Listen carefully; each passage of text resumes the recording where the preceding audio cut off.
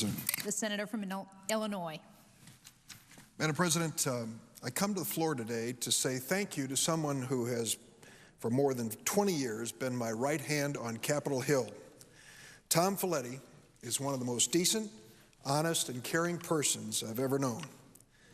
Tom came to work for me 24 years ago when I was an unknown second-term congressman from downstate Illinois, and he was a 20-something idealist with a master's degree in public policy and a determination to change the world. We've been a team for 24 years.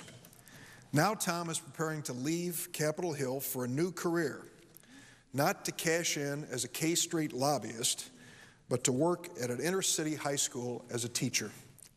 I know he's going to be an excellent teacher because I know how much he's taught me about how to turn noble ideas into good law.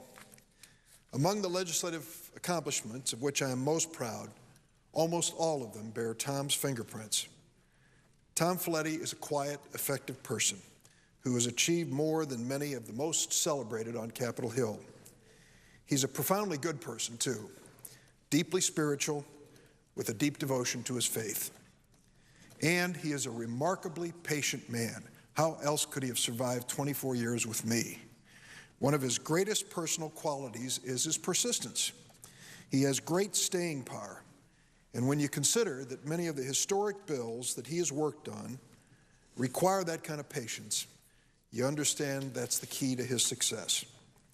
Tom Faletti grew up in Antioch, California, about an hour north of San Francisco. He was one of 6 kids, all boys. His father worked in the accounting department of a steel mill. His mom was mostly a stay-at-home mom who sometimes did childcare to help make ends meet. He grew up in a neighborhood surrounded by aunts, uncles, cousins, and grandparents, all living within blocks of each other. It was the Faletti equivalent to Hyannisport. He met his wife, Sonia, in the freshman dorm at Stanford University, and they have been inseparable ever since.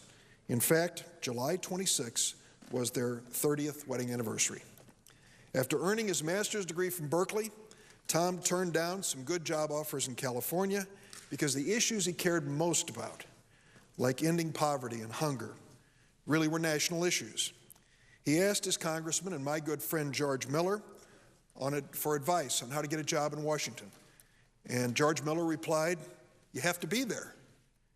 So in 1986, Tom and Sonia packed up their belongings and drove across America in their 1978 blue Ford Fairmont.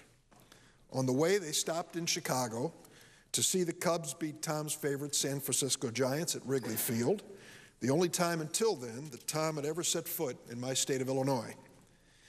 Both Sonia and Tom arrived in D.C. without a job.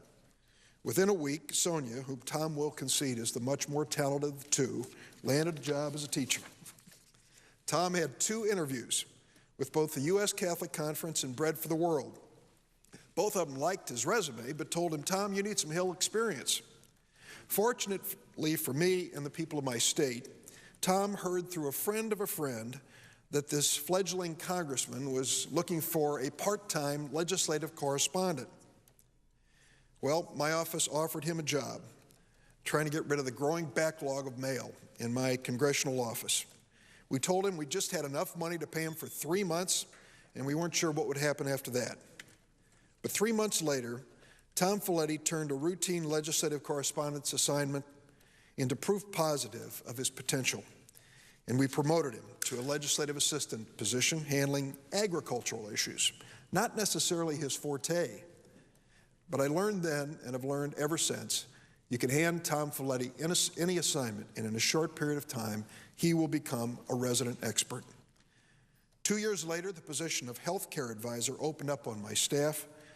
Tom jumped at the chance, and our real legislative partnership began.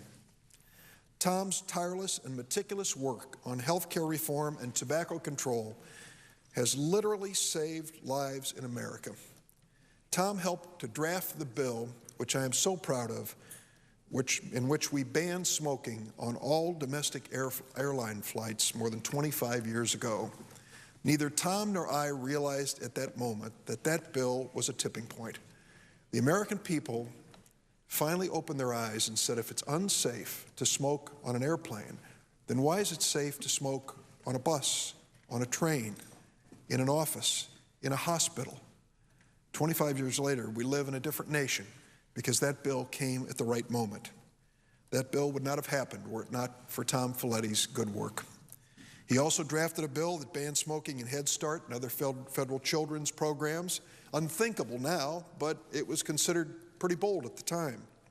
In 1998, he helped me organize the first international conference on tobacco control that brought together cancer researchers and advocates from nearly 30 nations to help advance the cause of tobacco control around the world.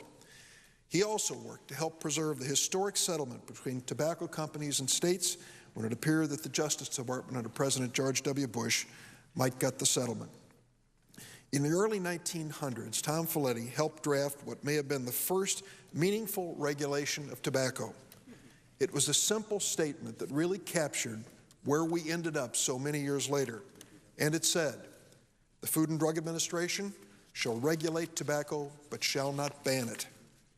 That was the political sweet spot, the middle ground where we eventually ended up many years later. At the time, it seemed impossible, but FDA regulation passed last year and is now the law of the land. In 1992, Tom helped draft a bill called Health Status Rating in the small business health insurance market. That bill said simply that insurers can't charge you more because of a pre-existing condition. Have you heard that phrase before? Do you remember that cause? It was really the propelling force behind our health care reform that we just completed. People suggested then that we couldn't prevail. Tom knew where we needed to be as a nation. Today, that bill, with minor changes, is the law of the land. It was included in the historic health care reform that President Obama signed into law. Tom has helped achieve life-saving change for America in so many other ways, including increasing organ donation, improving health care for veterans and their family caregivers.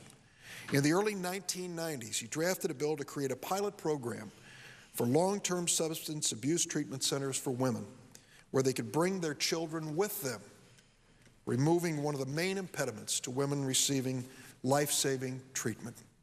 The list of accomplishments bearing Tom's imprint goes on and on. When President Obama invited me to the White House a little over a year ago to see him sign the Family Smoking Prevention and Tobacco Control Act, granting FDA the very power to regulate, which Tom Faletti had called for so many years ago, I invited Tom Faletti to be by my side. I can recall a dinner a few months ago when I was given recognition for all the work that I've done in the field of tobacco. And I recall looking out over the audience to all the people that had been helpful and spotting Tom sitting there. And I told the people there, and I'd say today, none of this would have happened without Tom Faletti. When President Obama signed the Patient Protection and Affordable Care Act last March, I again asked Tom Faletti to join me at the White House to witness that historic event and see the new law, including the provision which bans discrimination based on pre-existing conditions. No member of my staff or any other Senate staff worked harder over more years to make those two great achievements a reality. There's one downside to finally winning so many long-fought battles, and that is Tom has decided to retire. Well, to retire from the Senate. He's decided it's time to try a profession which he told me he's always wanted to try, to become a high school teacher. He's going to teach at Archbishop Carroll, an inner-city Catholic high school in Washington, D.C. When Tom told me of his plans, I was not surprised, because Tom's been a teacher for as long as I've known him. He has taught hundreds of my staff everything from spelling and grammar to the inside information on moving a bill and changing a nation. And I know that Tom and Sonia decided long ago that life on earth is about more than material wealth. The lure of K Street never touched Tom Faletti. Instead of cashing in on his time here in the Senate and his amazing experience on Capitol Hill, Tom is actually leaving the Senate to take a pay cut to teach in an inner-city high school. Those of us who know him and love him are not a bit surprised. He'll be teaching government and political science to 11th graders. He'll be teaching a religion class on social justice, his great passion. He says that above the chalkboard in his classroom, he's going to hang a sign that reads, "You can change your world." Tom has proven that he can change the world because he's changed America. He wants to show his students how they too can reach that goal in their lives. Tom won't need a textbook for that lesson. He can teach from his own experience, because that's what Tom has done for 24 years now as a dedicated staff member in the United States House of Representatives and the United States Senate. I was always proud to be Tom's friend and to learn so much from this good man. I thank Tom for his service. I thank his wife, Sonia, and their children, Timothy, Luke, and Joanna, for sharing him with us for all these years. I wish him the best of luck. And I say to the students at Archbishop Carroll, listen carefully to Tom Faletti. I have for 24 years, and it's worked out pretty well. Madam President, I yield the floor.